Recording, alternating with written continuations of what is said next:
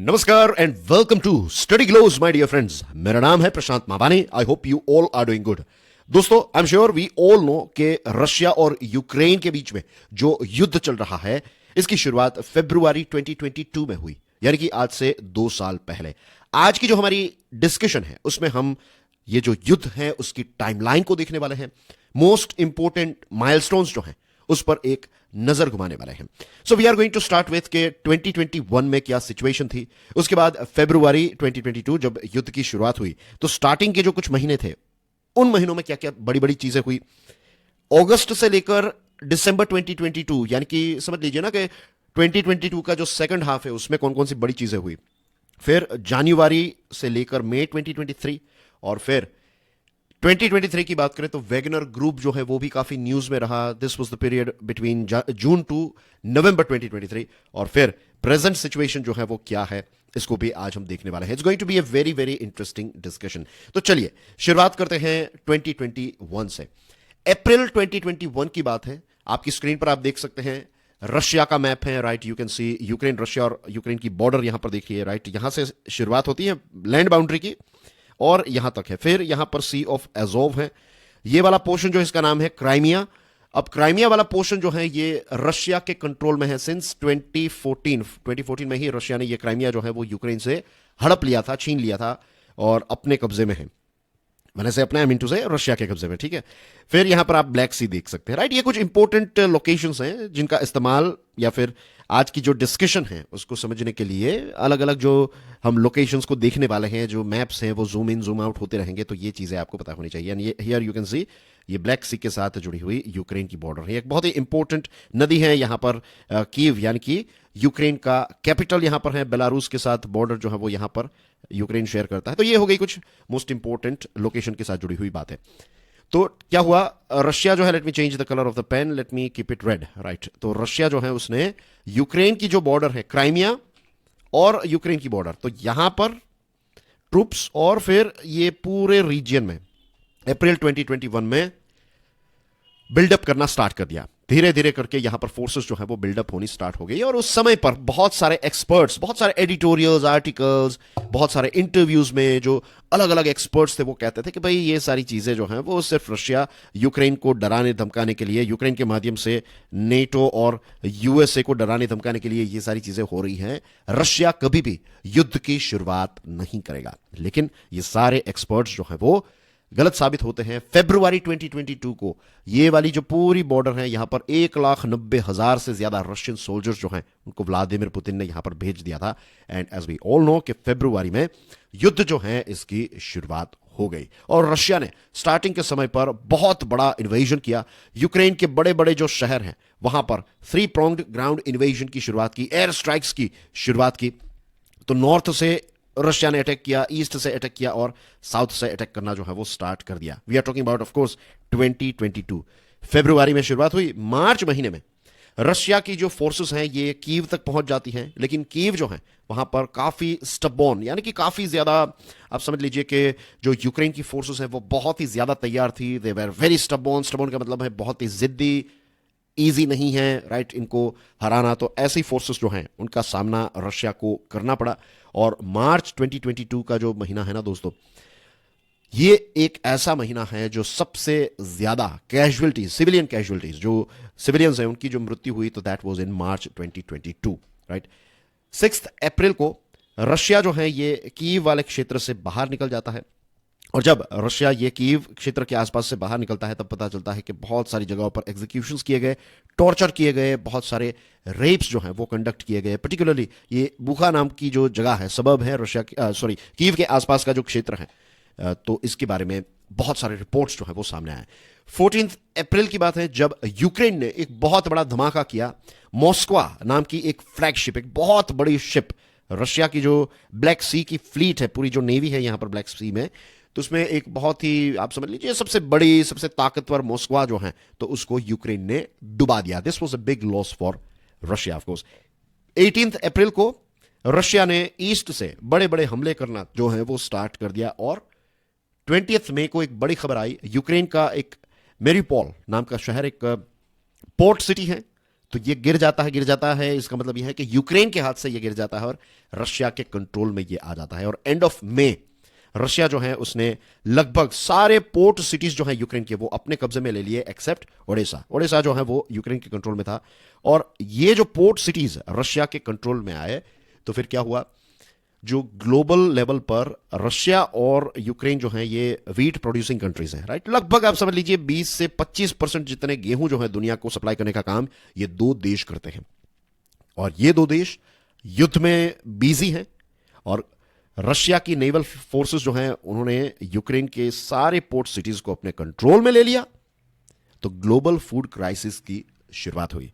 फिर जून महीने में रशिया जो है उसने जो पूरा एक क्षेत्र है लुहांस्क प्रोविंस, राइट, तो वो अपने कंट्रोल में ले लिया।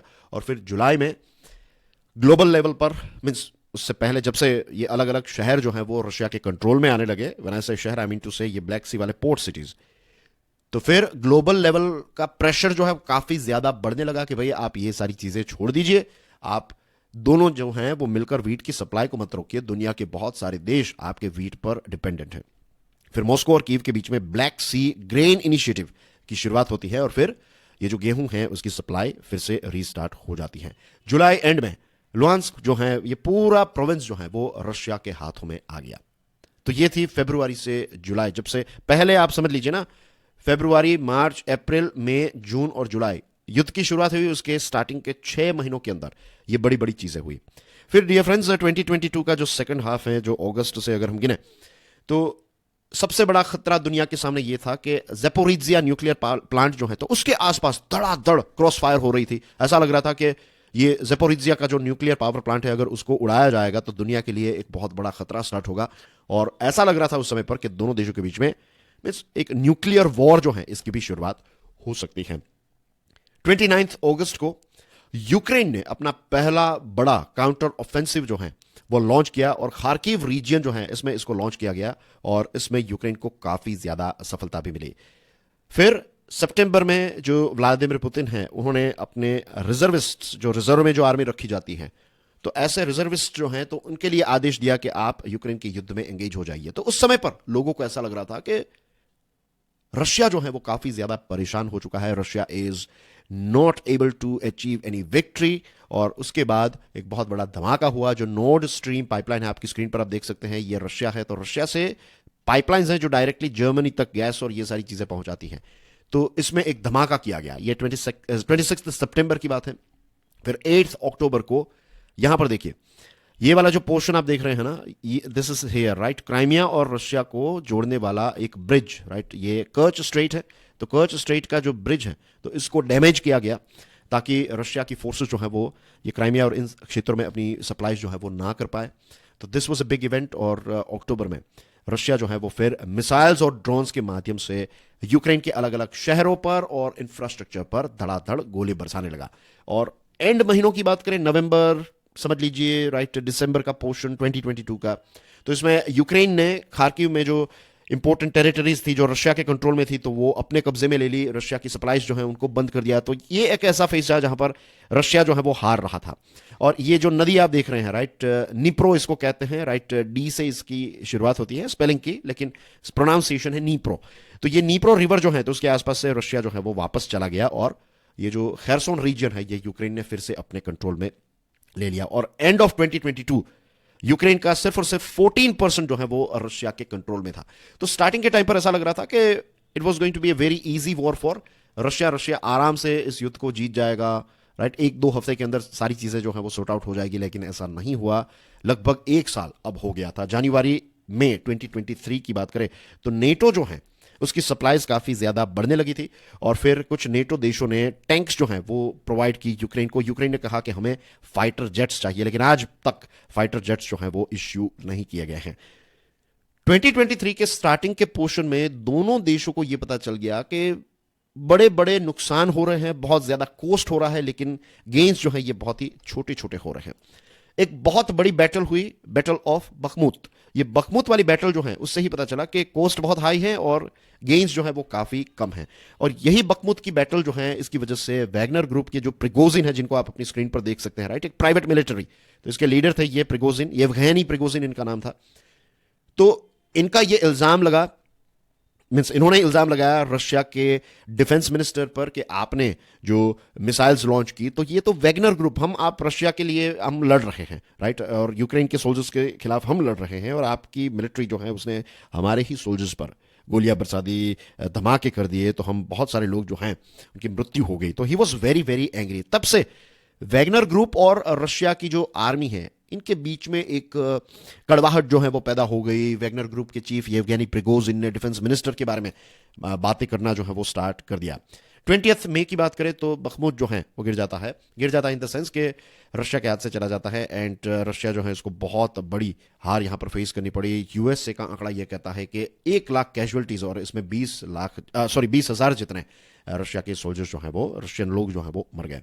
So this was a very dark phase for Russia. फिर 2023 के सेकंड हाफ की बात करें तो 8 जून को मिलिट्री एक्टिविटी जो है वो काफी ज्यादा बढ़ जाती है और यूक्रेन का काउंटर ऑफेंसिव जो है वो काफी ज्यादा स्ट्रांग हो जाता है।